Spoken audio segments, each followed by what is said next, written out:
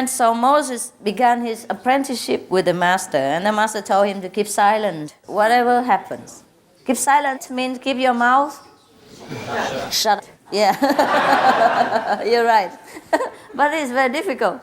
Yeah, you try to shut up tomorrow and see what happens. Even if you don't want to talk, people come to you and say, "Hey, what's the matter with you? We are only on the 4-day retreat, you know."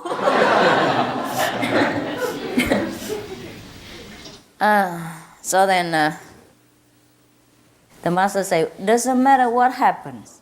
You have to keep silent. Don't talk at all until I allow you to. So Moses said, d'accord, okay. Yeah. And then two of them wandered through the countryside for many days, and sometimes stop here, sometimes stop there, stop in a hotel, something like that. Yeah. And one day they passed by a very, very, very, very, very, very beautiful countryside. And the beauty of it was so extraordinary and dazzling that Moses couldn't help but open his eyes to look and then open his mouth as well. And then he didn't open it alone. He made some sound out of it. Oh, Master, isn't that beautiful?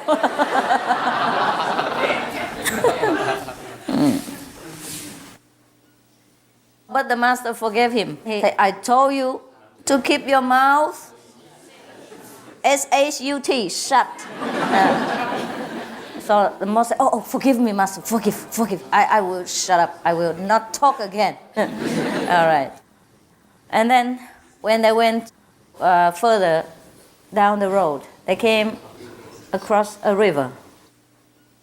And there was a mother crying on the bank of the river because her baby happened to be swept away by the currents. And the current was very, very strong. Then Moses wanted to save the child, and the Master did not let him. And of course, Moses also could not do it because the currents were very strong. And then he said to the Master, Master, you are powerful, you're mighty. Can you save the baby? How can you keep silent and just stand here? The mother was crying, you didn't see, and the child is drowning. And you keep silent. And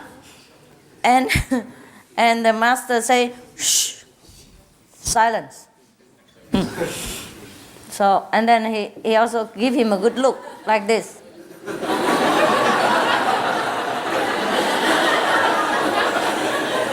You know that look very well. From somebody I will not mention the name. When she is angry, she look like that too. Her eyes become twice as big as usual. So now, you know that person, huh? Somebody calls something tsu. I don't know. That person. Okay. And so, even though Moses obeyed the Master, yeah, and kept his mouth shut, after the baby's drowning incident, he was very, very troubled in his heart. Not you. But he could not ask anything. Still in his heart, he was very, very disturbed, and he kept criticizing the Master all the time. He said, this must be a very insensitive man.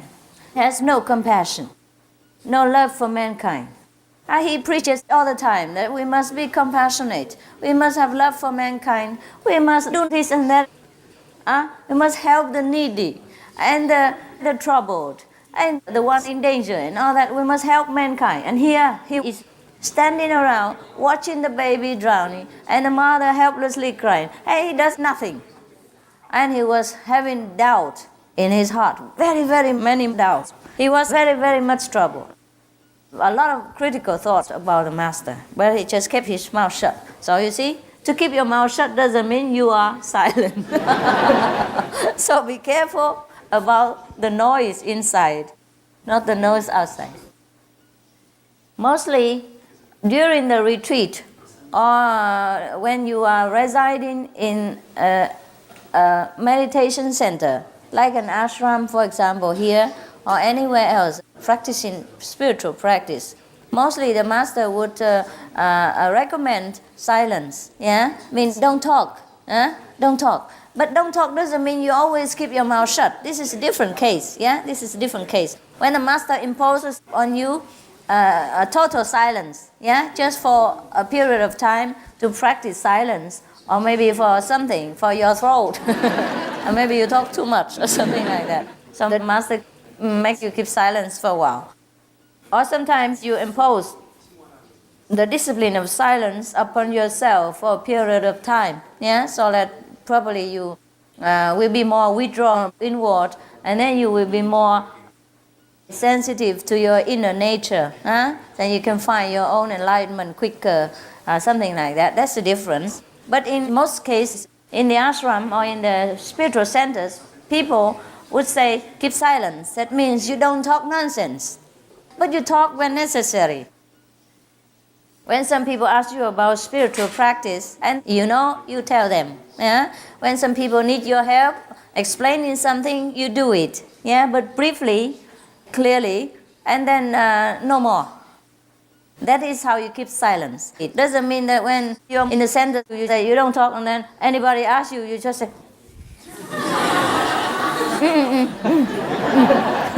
it makes people feel rejected, yeah, and feel hurt. That's different, okay? So don't talk means don't talk when you don't have to. Don't talk nonsense. Don't waste your energy. Don't dissipate the blessing power that you have earned during meditation, or when you have seen the master's eyes, or when master has touched you, or master give you some blessing. Don't dissipate it by talking nonsense unnecessarily. That means keep silence, okay? Don't talk. It's not don't talk all the time, yeah? And also during meals, it's better not to talk, because when you talk, you don't chew properly. I'm talking about the material. We haven't talked about the spiritual yet. You don't chew properly, and sometimes you talk and then you swallow it in the wrong channel. Yeah? Instead of going to your stomach, it goes into your lungs, and then it causes you trouble. Sometimes it's like that, you see? It goes to your nose, and then sometimes you can die from it. Yeah? So since the ancient times, the people say, when you eat, don't talk. That is a logical explanation. Another explanation is that most of the time the devil goes through the mouth, because it's the widest opening of all. And we open it most of the time. So if there is anything trying to possess you, they would enter into the mouth very quickly. So when we eat and we open the mouth and talk all the time, the devil will hear it and then come and go inside with the food, or contaminate our food and make it indigestible for us, or make it poisonous, or make it something troublesome when it enters our body. Also, when we eat together, we talk, we breathe all kinds of germs into the food, and then the other person also has to inhale and eat the food, which is infected by our germs. Things like that, yeah? Sometimes we have an infectious disease and we don't even know yet. It just entered and it did not develop in our body, so we do not know we have contagious disease. And since we eat and we talk and we breathe into the food, other people might get infected by us as well. Therefore, while eating, it's better that we don't talk. And if we have to talk, then it's better not to talk directly into the food, Not like you crawl on top of the table and talk to each other like this. And then, of course, your mouth water and the breathing or the germs will come into the food as well. Maybe we don't see it, but it is there, And sometimes we eat and we talk, and then all the salad is in between the teeth and all that. And suppose you are at a romantic dinner, then there you are. You end on a bad note, Something like that. Or sometimes you talk and then something very funny, and then you you laugh and then all the food comes out. And then you have to order new dinner, for the guests. Otherwise the guest will just politely say, well, I'm full. Even though he had only eaten half a bowl of rice. when he sees all your food from the mouth. I spread all over on the other food on the table. He said goodbye. I told you about my dream marriage. Remember last time? Oh no, you were not here. That was in Chinese. It was probably printed on the magazine. Did you read it? Not yet. Yes? About my marriage? A dream of marriage, about my dream person? Yeah. Perhaps I forgot to tell you that when he talked, he breathed into the food. Yeah, and he blessed my food with his mouth water. And so before I finished my dinner, I said to him goodbye.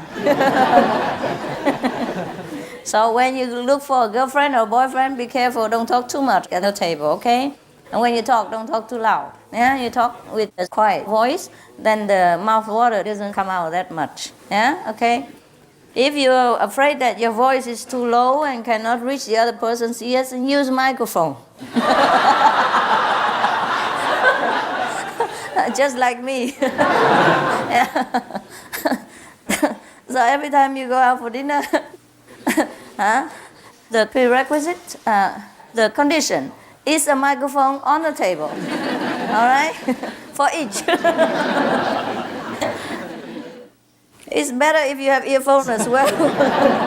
And then you're all equipped. And then you can talk, no problem, because you can talk with a very low voice, and the other person can hear you very loudly. And then you will not bless the other people's food with your mouth water. And because the mouth water contains a lot of things inside. Our mouth contains a lot of germs. Even though we are very hygienic and brush our teeth every day, it is a natural thing that they break inside there. But I don't know, the doctor said mine doesn't have any. Few, he said few, very few. I had a checkup on my blood, and with the blood test, you know, they test everything, blood type and everything. And then where the column says bacteria, it says few, very few. At that time I was very sick. So those few were from somebody else. Those few are not supposed to be there at all. Yeah. So I was very sick, that's why I had to have a blood test, you know. Just a few bacteria make me sick. Can you imagine how much it make you if you kiss somebody? Or let him bless your food with water from his mouth and his nose and whatnot. Just a few bacteria make me sick so much. Allergies all over my body at that time, and it took many months to cure it. Just a few bacteria. And he didn't find the bacteria for that. You know, he had the blood test for everything, just to see what's in there. And the bacteria is only few, he said, very few. And I don't know what it is. But even then, he didn't find out what made me ill, you know. But I know that the few bacteria make me allergy. That's what it is.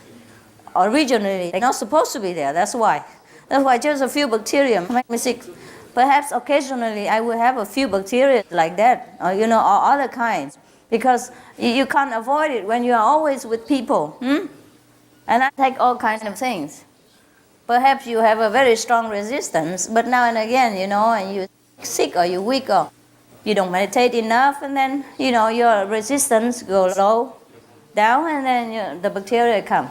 So that's why I know I don't have bacteria. But in case I do, I don't go near, But what I mean is, I think most people, maybe including myself, you know, or our mouth water or breathing will have germs anyhow. I don't know why. That's what they reported, no? The scientists, they have researched and they found that people's mouth water have a lot of bacteria. So when people kiss each other, they exchange a lot of bacteria. And it's a very generous amount.